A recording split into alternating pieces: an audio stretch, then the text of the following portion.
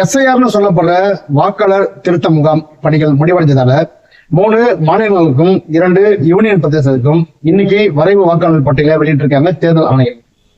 தமிழ்நாடு, கோவா, மேற்கு வங்காளம், உத்தரப்பிரதேசம், ராஜஸ்தான், மத்திய பிரதேசம், குஜராத் மற்றும் சத்தீஸ்கர் ஆகிய 9 மாநிலங்களுக்கும், பாண்டிச்சேரி, அந்தமான் நிக்கோபார், லட்சத்தீவு உள்ளிட்ட 3 யூனியன் பிரதேசங்களுக்கும் எஸ்ஐஆர் பணிகள் நடைபெற்று வந்துச்சு. செப்டம்பர் மாசம் 4ஆம் தேதி தொடங்கிய இந்த பணிகள் டிசம்பர் மாசம் 14ஆம் தேதி முடிவடைஞ்சது.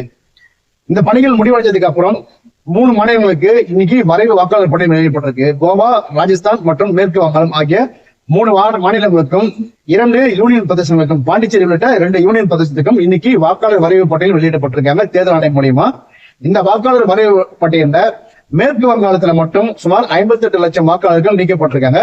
இதுல இறந்தவர்கள், நிரந்தரமா வேற இடத்துக்கு போனவங்க, அடையாளம் காண முடியாதவங்க, இன்னும் சில காரணங்கள் இருக்காங்க. 58 லட்சம் வாக்காளர்கள் நீக்கப்பட்டிருக்காங்க. ஏற்கனவே எஸ்ஐஆர் பணிகளுக்காக அங்க மம்தா பானர்ஜி தலைமையில மிகப்பெரிய எதிர்ப்பு இருந்துச்சு.